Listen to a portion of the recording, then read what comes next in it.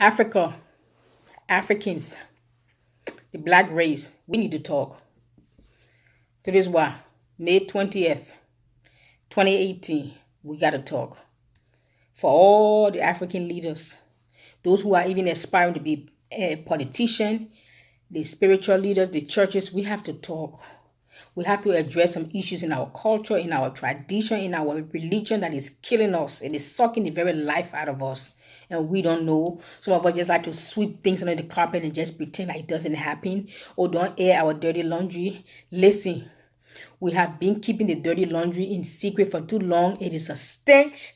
It's time to bring out the dirty laundry and wash it. It's time for us to bring out Africa's dirty laundry and wash it clean. The people in the West have no respect and dignity for us because we show no respect and dignity for ourselves and for each other. What will make a man 30, 40, 50 years old have sex with an 11-year-old girl in Liberia for $1? But then you're the same person who said you're angry at the KKK and you're angry at whoever made a statement, supposedly, allegedly. What will make him? That's an African man. That's a Liberian. What will make him do that?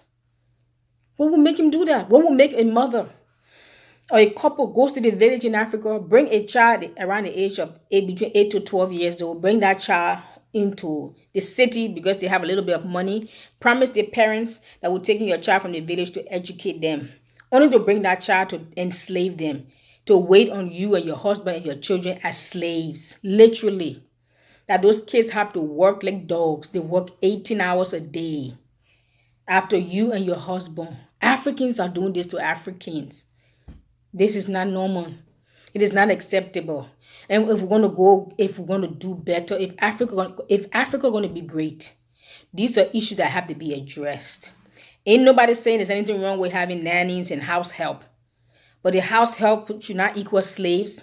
Some of those kids have become not only slaves to take care of your own kids. They become sex slaves to your husband. Some of you know your husband are sleeping with his kids and you look the other way. Or you take your anger and your jealousy on that innocent child and beat her up when she's a victim. This has happened for so long and it's happening too long. It has to stop. Parents, mothers. Sometimes mothers know that their daughter or their niece or the child was raped or molested by the uncle, by the cousin, even by the brother. They hush. This happened in Africa, prevalent. This happened in Liberia. And if you bring step-parents involved, even worse. Sometimes the stepfather molests the kids or the stepmother molests. It's just disgusting. And we just keep this cover up. Women have grown up and they are dying inside. And they wonder, does nobody see the pain? Does nobody hear the cry? Who hears the pain? That teenage girl who was molested and raped by her stepbrother from the age of 5 or 10. Now she's a grown woman in her 30s and her 40s and her 50s. She's still broken and dying inside. Who will heal the wound in her own soul? And to add insult to injury, what do you tell her? To keep quiet, keep it covered, hush. And the same perpetrator, now he is the one who's loved and looked up to and taken care of, or worse than that, you ask her to take care of him or to help him out. Is that a slap in the face? Are we going to make Africa great? The only way we can make Africa great, we have to begin to address all of these issues. We have to take a holistic approach to making Africa great, not just to educate lawyers and doctors. Because you can educate lawyers and doctors, make them some of the brilliant and the brightest of mind. But all you have done is created a smart doctor who is also a child molester or a pedophile or a wife beater or a corrupt politician. That's all you have done. You have taken a criminal and a pervert and you educated him. That's it. We want to educate them, but we also want men and women who are emotionally and mentally stable, emotionally and mentally healed. Africa needs some deep healing. I don't know who's going to do it. I don't know how it's going to be done. But it starts with talking and addressing and saying, yes, I was a mother. I messed up. I looked the other way or I didn't know what to do. I'm sorry. It doesn't take much from you to say, I'm sorry. Stepmother, stepfather, stepchildren, stepbrothers, you knew there was sexual sin going on in your house, incest under your nose, and you looked the other way. Some of you knew it. Maybe it's so troubled you didn't know how to handle it, so you pretend like it didn't exist, but it existed until that young lady got old enough to leave the house. She left. But that young lady has grown up to become somebody else's mother or wife. Can she be a better mother? Can she be a good wife? Can she even be a good employee? No, because she's broken inside. So we have the broken and corrupt system in Africa because Africa is ruled by some broken and emotionally corrupt and deficit people. That's how come Africa is in the deficit. Not only financially, but both financially, economically, and what? Emotionally and mentally, socially, there's a deficit within our own soul. And it has gone on for too long and for too many generations. We have made excuses. We have covered it up. It's time for us to cut deep to get to the root cause of the problem with Africa. Brothers and sisters fighting amongst themselves. Mothers taking side. What kind of insanity is that? Come on, Africa. We have to wake up. I want to go back to the kids who are brought from the village to come and be treated as slaves.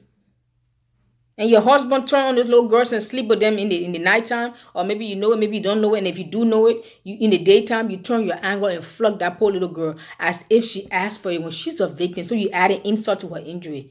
As opposed to addressing the issue and dealing with your husband is the child you deal with. You brought her into your home and your husband molest her for whatever reason. Maybe you have a marital problem or he don't find you attractive, whatever the reason is. Or some African men just have this mentality because if they have women under the roof, that means that give them entitlement to have sex with any woman under the roof. Some even sleep with their own daughters. That's another issue we'll address that. We're talking about these kids now. Hello?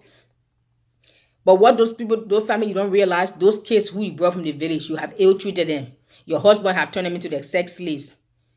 Those kids grew up to become women. God may move their hand and put them into a position of authority in your nation. Now look the monster you have created. Hello. The system in Africa is broken politically because it is being run by broken people emotionally. People who are broken emotionally, mentally, spiritually. They are broken inside and out. How can you expect a man who is broken internally to rule or to fix a system that is not? No. Even if the system wasn't broken, he will break it. Seriously. It will affect how they govern nations. It will affect how they govern their homes. It will affect how they govern their businesses. It will affect them. So it's time for us to talk. Let's get the cat out of the bag. Let's get the dirty laundry out from hiding. It has been hiding for too long. It's a stench. It needs to be brought out into the open so we can wash it and wash it clean. So Africa can be great. There's going to be a mass exodus of people returning back. And sometimes we want people to go back to Africa. Many people have no interest. What are they going back to? More corruption, poverty, jealousy, strife, and hatred. Because even the African brothers and sisters in Africa, some of us leave now and go back to Africa. They're not going to welcome you in an open arm. They're going to look at you as a threat, like you pose a threat to their jobs. Yes. Because at least you have the education from the West, so you can probably get any job. And they don't have much better education because the education system is as broken as corrupt. So, of course, they look at you as competition. That goes back to the hatred. Hello? That goes back to the self-hate. And if they know they cannot beat you in getting a job, they will do everything they can to tear down your character, your integrity, your business, whatever they will do everything they can to tear it down. Jealousy, hatred. But yet we're the same people who get angry when somebody say Africa is a crappy hole or a hellhole continent. You're angry and you call them racist. But the way you treat yourself, the way you treat other Africans, are you any better? You are worse. Check your own heart. The finger you're pointing at somebody for calling you a racist name, there's 4 fingers pointing right back at you. That means you are 4 times as guilty than the person who you are accusing of the same thing. Isn't it? Africa, we need to talk. We need to start addressing some deep-rooted issues and some issues that is the root cause of Africa's problem. Africa doesn't have an economic, political, religious, or social problem. Africa has a heart problem. A heart lacking love for herself and for each other. What would make a politician that will want to, number one, get into office for 30, 40, 50 years? That he got into office in his 40s and he doesn't resign till he's 95. And while he's in office, his people are getting poorer and poorer and poorer. While he's in office, if he have a headache, he fly to the West, whether to America or to UK, he fly to France or whatever, just for a headache.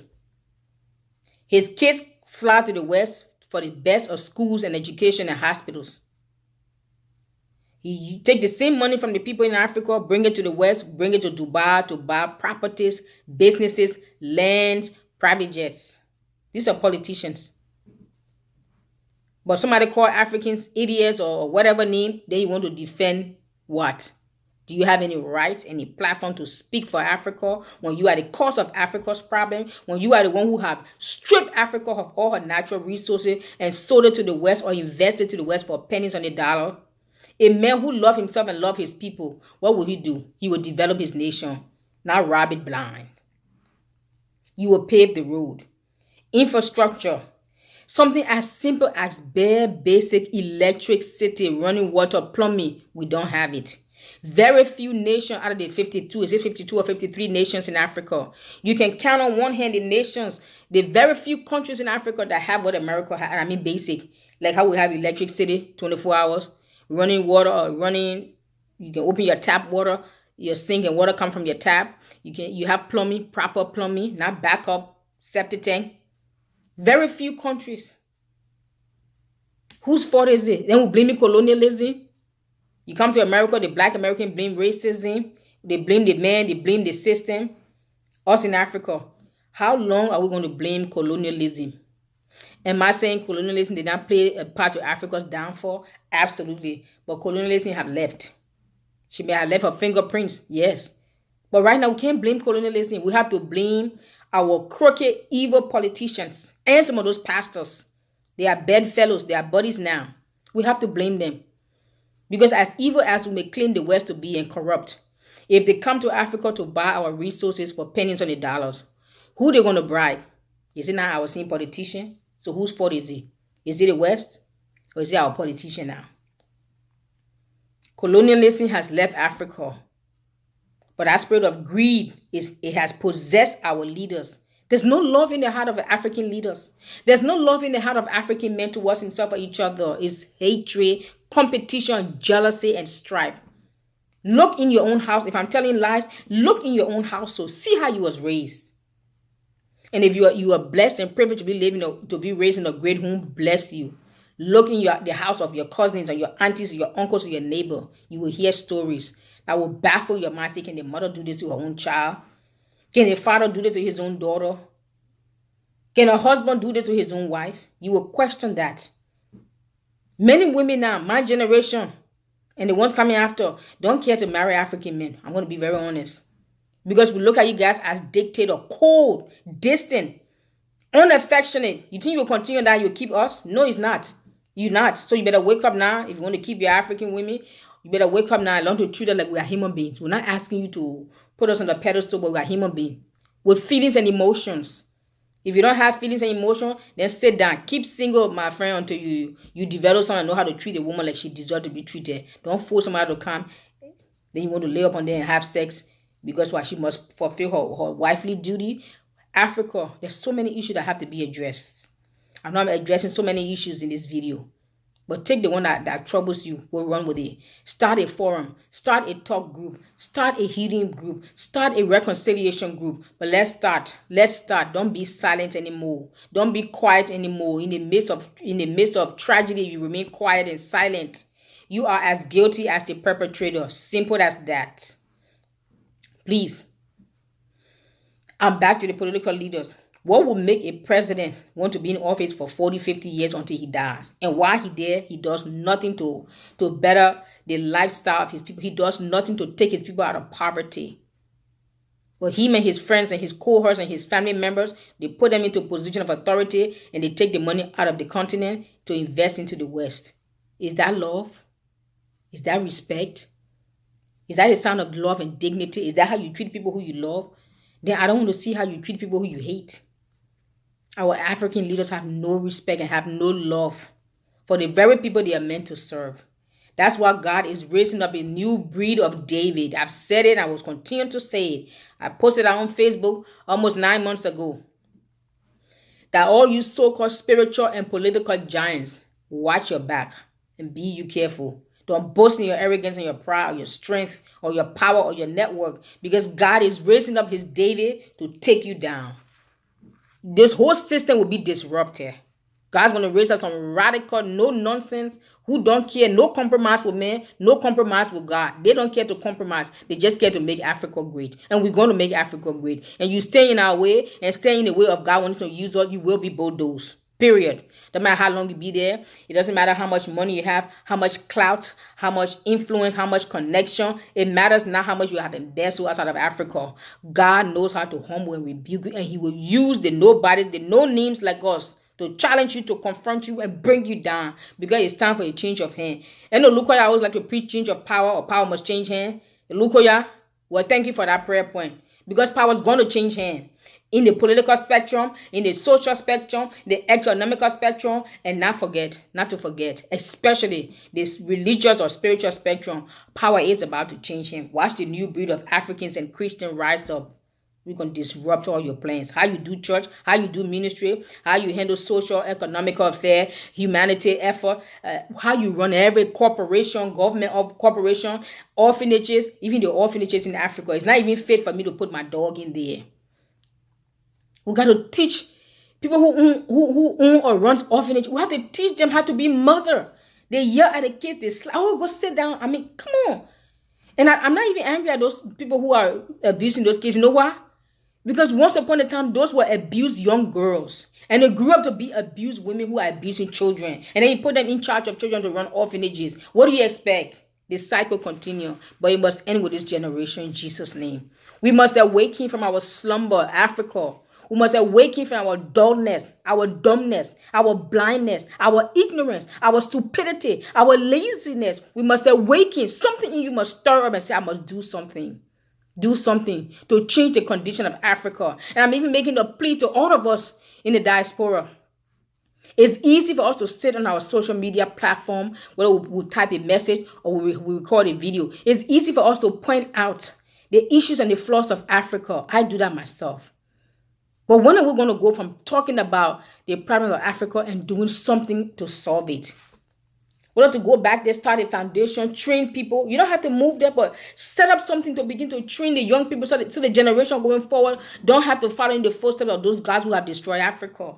Let's do more than just talking. Let's do more than just putting a post and talking about, yes, we must continue to expose wickedness and evil, but we must not stop there. Let's put some action behind our words and our videos. Let's get up and begin to mobilize and do something. Put our heads together. Get a group of people, a team of people. Maybe raise up an institution just to teach them even basic, something as simple as love one another. Something we don't know how to do in Africa. Love, teach them the value of integrity. If it's a learning institution, if that's all you teach them, you don't teach them about mathematics, science. That's for somebody else to do. But maybe set up an institution that would teach them dignity, love, self-respect, honor, that the value of integrity. That when you say yes to somebody, you can shake your hand and then go to grave with that yes. That you will do whatever it takes to fulfill what you say yes to. And even if for any reason something happens, you can't fulfill that yes, you at least man or woman enough to say, listen, I know I promised you this, but I cannot do it because something came up. Can you forgive me, or can we reschedule, or can I do? You just don't show up. You just don't call. And the person show up and you're acting like nothing happened, or why they have attitude with you. Africa, we can't continue on this. We can't continue on this route. Something must change. Something must give way. We must do something. We must do it now. All of us have to put in our effort and our work. We have to do something. We can't just sit back in the West. We are comfortable in our air condition, our cell phone. We have 24 hours, all these luxuries that people in Africa only dream about. And then we want to continue to beat them on the head about their laziness and their stupidities and their ignorance. Granted, it's true. But can we do something to help change the condition of the Africans that we are condemning and judging? Can we do something to change their condition besides talking to them or reminding them of their faults? Can we do something? Because then we're not helping. Because can somebody continue to remind you of your faults and your flaws continuously without putting together a plan, a blueprint to help you? Will you listen to them? I know some of the people in Africa have been so brainwashed that even the truth sounds like fiction to them. No problem. Open up a school, an institution. Do something. Let them come and sit at least listen to you and take notes. If you do it for free and you teach them, they will listen. So I beg of you, let's all of us in the diaspora do something to help the condition, to help improve the conditions of our brothers and sisters in Africa. There's a wind of change. There's a new breed rising up. There's an army rising up that will disrupt Africa from the root up. Those principalities that have ruled Africa from inception, they call themselves politicians, they call themselves pastors. The season and the time is upon us that God will dethrone them. But he'll use the David like us to dethrone them and take them down and take them out. I know they are boasting in the arrogance and the pride. They are boasting that they have the money. They are boasting maybe that they have some kind of witchcraft power. Maybe they have slaughtered 5 babies. Who knows? But who can contend with God? The book of Daniel said there's a God that sits in the heavens. He rules in the affairs of nations. He rules in the affairs of men. It is God who decides to raise up one king and bring another down. It is not your political clout. It is not your networking. It is not your influence or your affluence. It is not how many bags of rice you give to the old ladies. It is not even your education background, whether you're an eloquent speaker, whether you have the right education, the right connection, the right networking. It is not that. It is God who decides to raise up one king and brings another down. And this is the season you'll see many principalities coming down. Because God is raising up his David. He's releasing them all over Africa to disrupt Africa and bring her back to heaven's intended purpose. That is the Garden of Eden on earth. This is your drill sergeant, Dagnet. I salute you and I pray something convicts you and stirs you up. Share this video and thank you. Join us live, Facebook, Periscope, and YouTube as we get together to do warfare on behalf of the souls of the nations of Africa and the nations of the world, as we get together to brainstorm on ideas, how to make not only Africa great, make America great, how to turn back the bride of Christ and return her back to her first love, how to cry out to God for a blueprint to bring back the prodigals. Join us Monday through Friday, 6 a.m. to 8 a.m., 6 p.m. to 8 p.m., both Eastern Standard Time, USA. Thank you for sharing this video. God bless you. Thank you.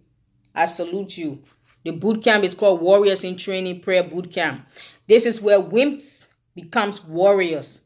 Chickens becomes eagles. Kitty cat becomes lion or lioness. This is where you come to develop some spiritual backbone. Learn how to exercise your divine authority placed upon your lips. Grow up. There's no time to become wimps. This is the time for a showdown. This is the season of showdowns. Yes. My God versus your God. Heaven's agenda versus your agenda. This is the season that the Davids will show up and begin to confront those Goliath one by one. Take them down. You better make yourself available that God can use you. That you can become the Lord's battle axe. That you can become a weapon in the hand of God to confront those David. Watch them bow. Bless you.